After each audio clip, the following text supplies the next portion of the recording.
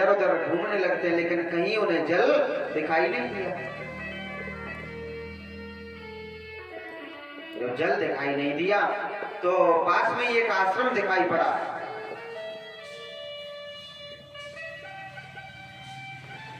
एक आश्रम दिखाई पड़ा महाराज परीक्षित को, और उस आश्रम में पहुंचे हैं महाराज परीक्षित। आश्रम में जैसे ही पहुंचे तो वहां पर एक समीक ऋषि नाम के महात्मा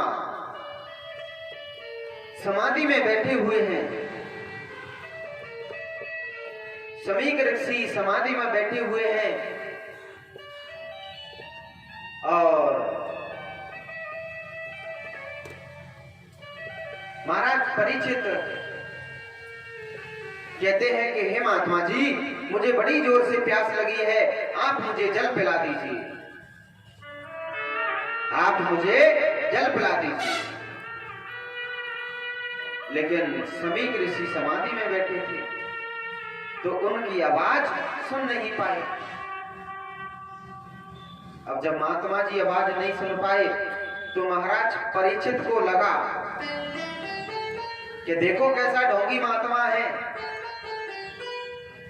कैसा ढोंगी महात्मा है, कहीं मुझे जल ना पिलाना पड़े इसलिए आंखें मीच करके बैठ गया है, आंखें बंद करके बैठ गया है।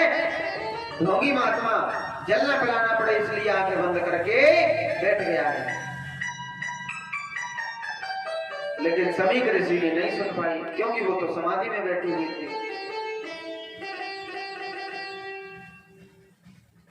देखिए महाराज परीक्षित, ये परीक्षित राजा परीक्षित नहीं कह रहे हैं, यह कलयुग कह रहा है। जो उनके सर पे बैठा हुआ है वह कलयुग कह रहा है।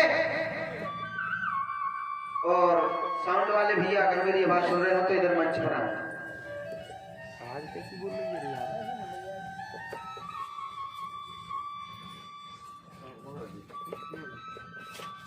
तो इधर महाराज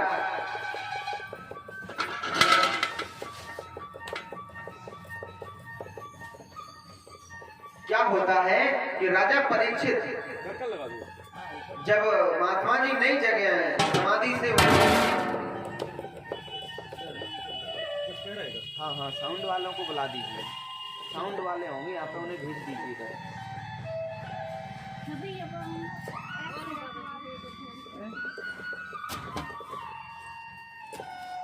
तो पास में ही एक मरा हुआ सर्प पड़ा था, तो महाराज परीक्षित ने वह सर्प उठाया और समीक ऋषि के गले में डाल दिया।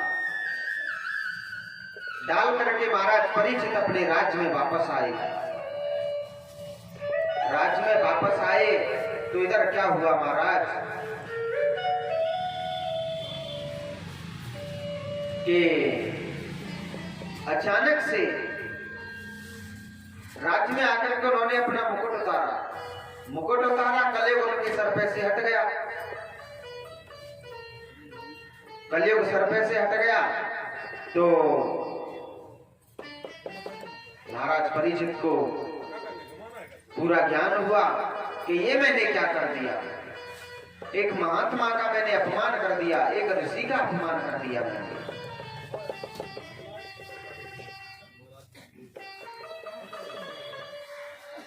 तब उसी समय महाराज परीक्षित अपने बड़े बेटे जगमेय को राजा बनाते हैं और जंगल में जाने लगते हैं। इधर श्रृंगी ऋषि को पता चला कि मेरे पिताजी के गले में किसी ने मरा हुआ सर्प डाल दिया है, मरा हुआ सर्प डाल दिया है। तो श्रृंगी ऋषि ने नदी में से जल लिया और श्राप दे दिया कि जिसने भी मेरे पिता के गले में मरा हुआ सर्प डाला है उसकी आज से 7वें दिन तक्षक नाग के काटने से मृत्यु होगी। बोलिए गोविंद भगवान की जय हो। कि श्री कृष्ण गोविंद हरे मुरारी, हे नाथ नारायण वासुदेवा, कृष्ण गोविंद हरे मुरारी, हे नाथ नारायण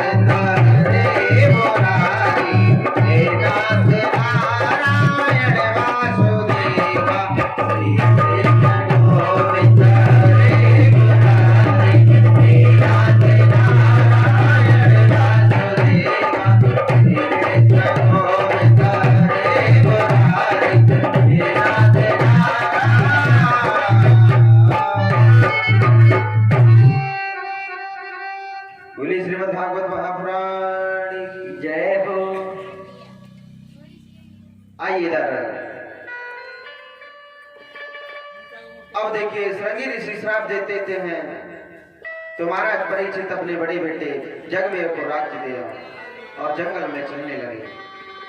यहाँ आए तो सभी ऋषियों ने महाराज परीक्षित को सांत्वना दी। अब देखिए यहाँ पर कौन कौन ऋषि आए हुए हैं, उनका नाम बताया गया है कि वशिष्ठ जी, वशिष्ठो च्यवनो गौतमहादि, वशिष्ठ जी आए, च्यवन ऋषि आए, शरद्वान आए, अत्रि ऋषि, मैत्रेय, अगस्त जी हैं, व्यास जी भी विराजमान हैं, नारद जी इत्यादि बड़े बड़े संत आए परीक्षित महाराज से मिलने के लिए। सभी संतों ने महाराज परीक्षित को सांत्वना दी, सांत्वना बनाई। तो महाराज परीक्षित सभी से एक प्रश्न करते हैं, सभी से प्रश्न करते हैं कि अति शीघ्र मरने वाले को क्या करना चाहिए, क्योंकि महाराज परीक्षित को श्राप लगा है, उनके पास मात्र 7 दिन है, तो 7 दिन में उन्हें अपनी मुक्ति करनी है, अपना कल्याण करना है, तो उनके पास समय कम है। तो इसलिए कहते हैं संतों से कि अति शीघ्र मरने वाले को क्या करना चाहिए।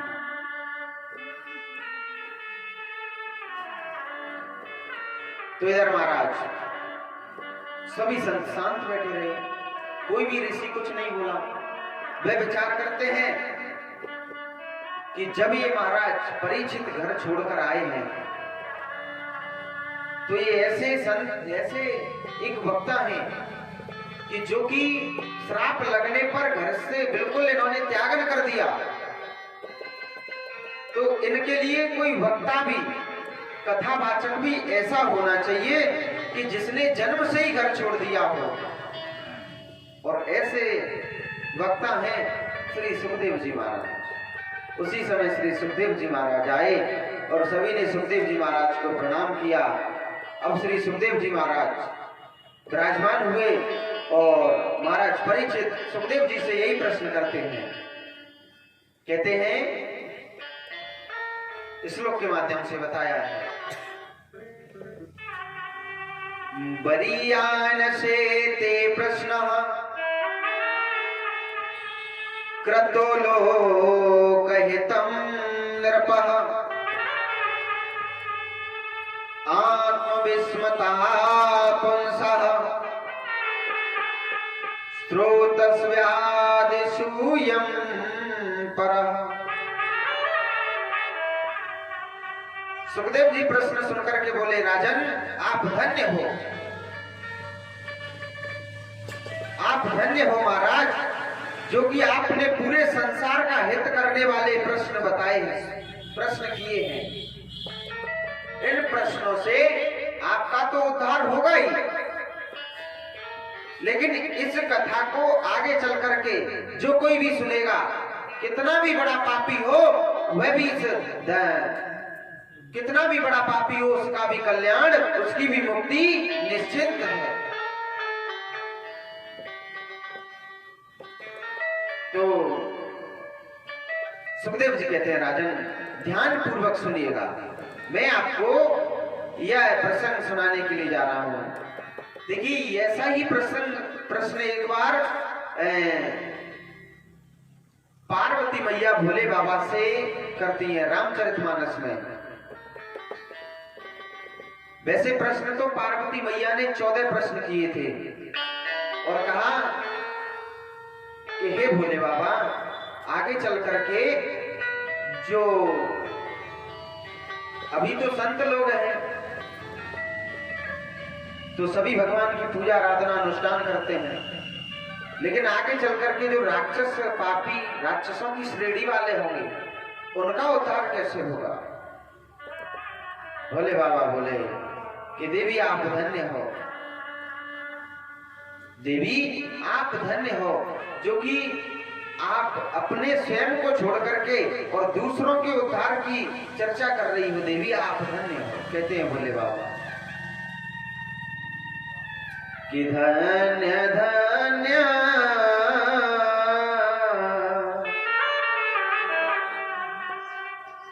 कि धन्य धन्य गिरिराज कुमारी।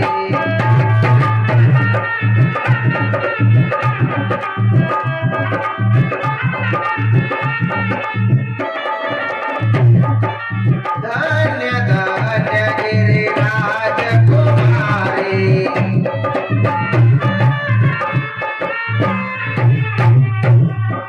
तुम समान नहीं कोई उपकारी।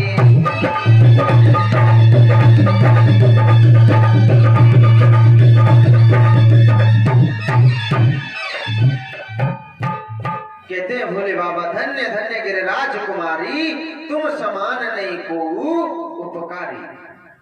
देवी आप धन्य हो, आपके समान उपकारी यानी कि कल्याण का सोचने वाला आपके समान कोई नहीं है। और ये अगर साउंड वाले भैया मेरी आवाज सुन रहे हैं तो इधर आ जाए, अभी बाहर निकल के गए, इधर आ जाए थोड़ी। तो इधर महाराज क्या हुआ, तब भोले बाबा ने उन्हें देवी के पार्वती मैया के प्रश्नों का जवाब दिया है। अब इधर परीक्षित जी ने कहा,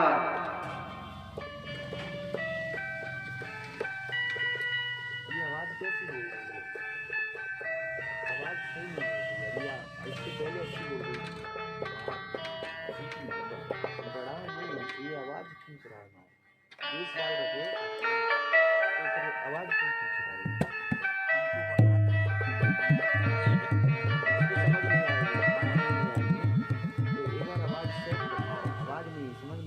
आवाज खींच रहा है।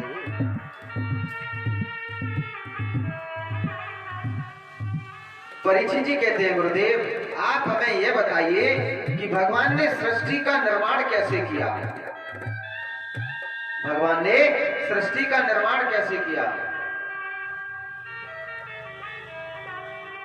सुखदेव जी ने मंगलाचरण किया और मंगलाचरण करने के बाद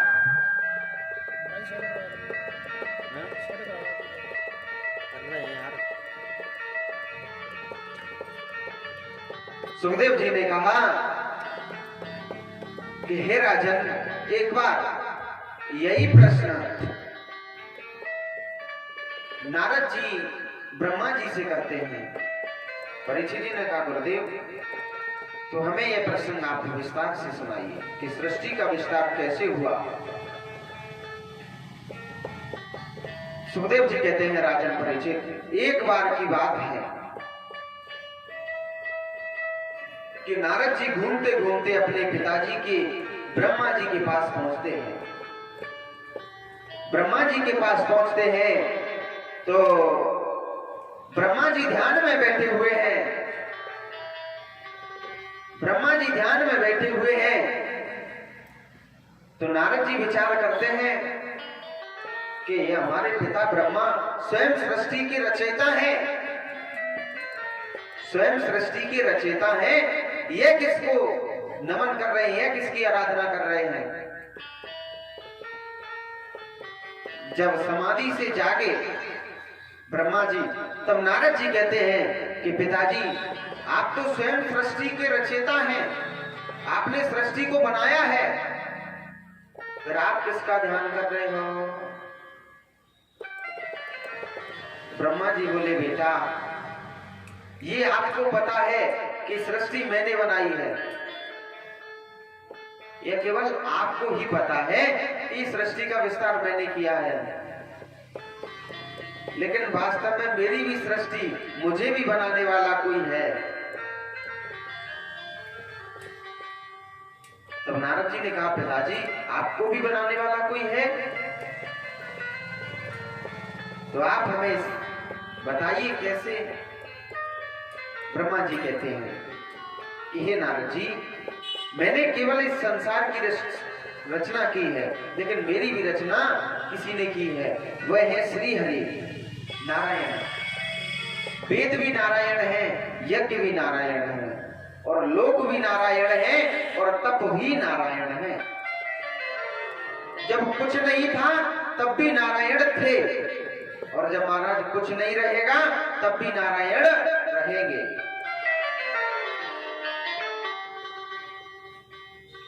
अब बताते हैं ब्रह्मा जी कि नारायण के श्री अंग से चारों वर्णों की उत्पत्ति हुई। चारों वर्णों से उत्पत्ति हुई और नारायण भगवान के मुख से ब्राह्मणों की उत्पत्ति हुई और भुजाओं से क्षत्रिय पैदा हुए और भगवान की जंघा से वेश्याएं उत्पन्न हुई। जंघा से वेश्याएं उत्पन्न हुई और कहते हैं कि हे बेटा, यह संसार भगवान के अधीन है। यह संसार भगवान के अधीन है। हम लोगों के उद्धार के लिए भगवान ने अनेकों रूप धारण किए। केवल हमारे उद्धार के लिए भगवान ने अनेकों रूप धारण किए।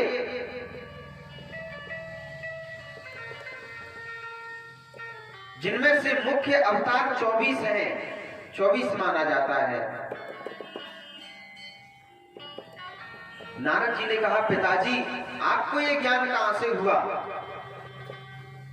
आपको ये ज्ञान कहां से हुआ कि भगवान ने सृष्टि रचना की और जब कोई नहीं था तब भगवान थे, अब जब कोई नहीं रहेगा तब भी भगवान है। ये ज्ञान आपको कहां से हुआ? तब महाराज ब्रह्मा जी कहते हैं कि हे नारद जी, एक बार एकारण जल में भगवान नारायण शेष सैया पर लेटे हुए हैं। शेषनाग की सैया बनी हुई है, उस पर भगवान लेटे हुए हैं। तो भगवान विचार करते हैं कि चारों तरफ जल ही जल है, हर तरफ। क्यों ना मैं एक हूं, तो क्यों ना मुझे एक में से अनेक हो जाए, मुझे एक में से अनेक हो जाए। तब ऐसा विचार कर ही रहे थे, तभी भगवान नारायण की नाभि से एक कमल उत्पन्न हुआ। कमल प्रकट हुआ और उस कमल पर सीधा चला जाता है कमल, और उस कमल पर ब्रह्मा जी उत्पन्न हुए। अब ब्रह्मा जी उत्पन्न हुए तो कमल पे ब्रह्मा जी ना तो इधर घूम पा रहे हैं ना इधर घूम पा रहे हैं, इधर उधर घूम नहीं पा रहे हैं, केवल सामने की तरफ मुख है। तो क्या करते हैं ब्रह्मा जी कि अगर जबरदस्ती से इधर मुख मुड़ नहीं पा रहा है उनका मुख, तो इधर मुख मोड़ा जबरदस्ती से, तो एक मुख इधर हो गया। अब एक इधर देखा तो एक मुख इधर हो गया, अब पीछे देखा तो एक मुख पीछे हो गया और एक मुख आगे। इस प्रकार से 4 मुख हो गए ब्रह्मा जी के। अब उस कमल की डंडी से नीचे उतर रहे हैं ब्रह्मा जी। कई हजारों वर्षों बीत गए उधर नीचे उतरते उतरते, लेकिन उन्हें ये नहीं पता चल पाया कि ये कमल आया कहां से है। तो थक करके फिर से ब्रह्मा जी उसी कमल पे जाकर के बैठ जाते हैं। अब मन में विचार करते हैं कि मैं कौन हूं, कहां से आया हूं, मैं कौन हूं, कहां से आया हूं। ब्रह्मा जी मन में कैसे विचार कर रहे हैं कि ब्रह्मा मन में करत विचार,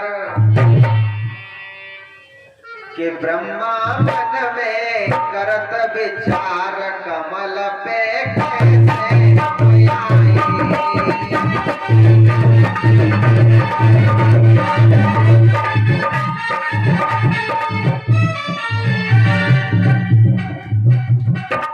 ब्रह्मा मन में करत विचार। ब्रह्मा जी सोच रहे हैं कि मैं कौन हूं, कहां से आया हूं। ब्रह्मा मन में करत विचार, कमल में कैसे हम आए।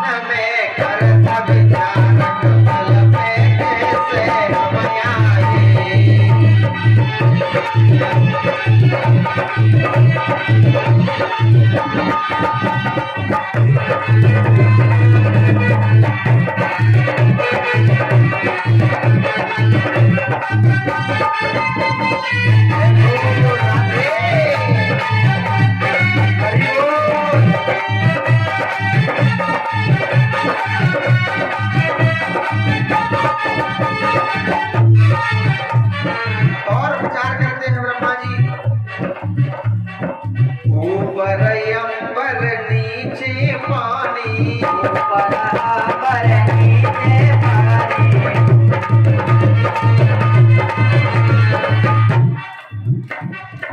ऊपर अंबर नीचे पानी, ऊपर अंबर नीचे पानी,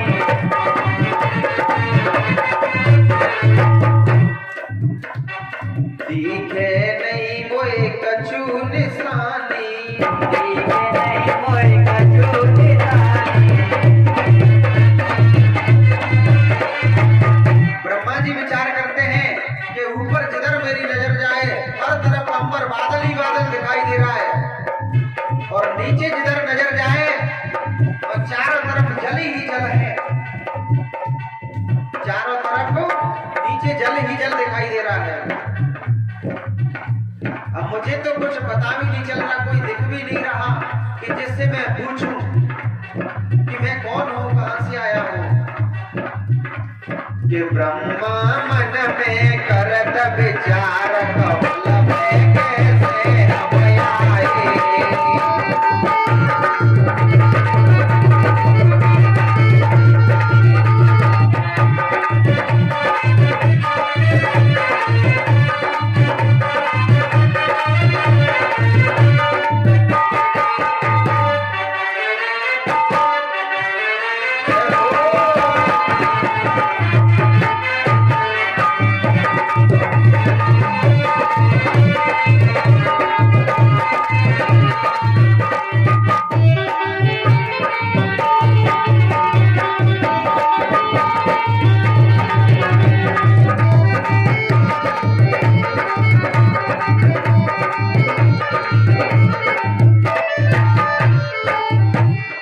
ब्रह्मा मन में करत विचार कमल पे कैसे हम आए।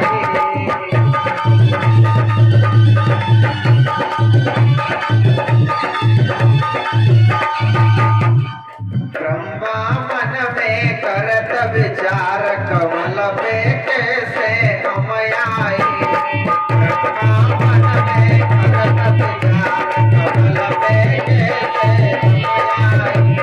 ब्रह्मा मन में करत विचार कमल पे कैसे हम आए। ब्रह्मा जी मन में विचार करते हैं कि ऊपर जिधर मेरी नजर जाए उधर बादल ही बादल है, और नीचे जिधर नजर जाए जहां तक वहां हर जगह जल ही जल दिखाई दे रहा है। अब तो कोई सहारा भी नहीं दिख रहा, अब मैं किसे पूछूं। तो देखिए महाराज, उसी समय उस कमल के फूल में से कुछ बूंदे टपक रही हैं जल की, कुछ बूंदे टपक रही हैं जल की। तो उसमें से आवाज हो रही है टप टप, जब बूंद टपक रही है तो उसकी आवाज हो रही है टप टप। तो ब्रह्मा जी उसी को अपना आधार मान लेते हैं और विचार करते हैं कि ये हमसे कहना चाह रहे हैं बूंदों के माध्यम से कि आप अभी तप करिएगा और तब आपको अपने आप सब कुछ ज्ञान हो जाएगा, सब कुछ आपको मिल जाएगा। तो ब्रह्मा जी तप करने बैठ जाते हैं। ब्रह्मा जी ने तप किया, कई हजार वर्षों तक ब्रह्मा जी ने तप किया। उसके बाद भगवान नारायण आए। भगवान नारायण आए। महाराज तब ब्रह्मा जी हाथ जोड़ करके खड़े हो जाते हैं, कहते हैं कि प्रभु मैं कौन हूं और आप कौन हैं, मैं यहाँ क्यों आया हूं।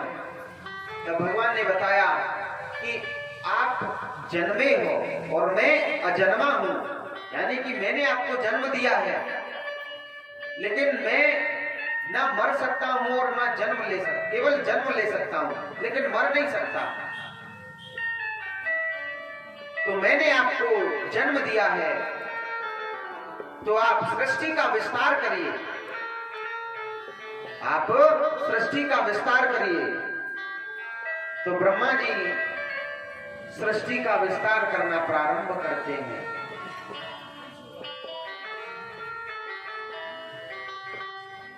सृष्टि का विस्तार करना प्रारंभ करते हैं महाराज। तो सबसे पहले उन्होंने 4 संतों की रचना की, उसके बाद भोले बाबा की रचना की। अब की बार ब्रह्मा जी ने अपने दाएं भाग से एक पुरुष उत्पन्न किया और बाएं भाग से एक स्त्री को जन्म दिया। देखिए महाराज, आपने मनु शतरूपा जी का नाम सुना होगा। मनु शतरूपा जी का जन्म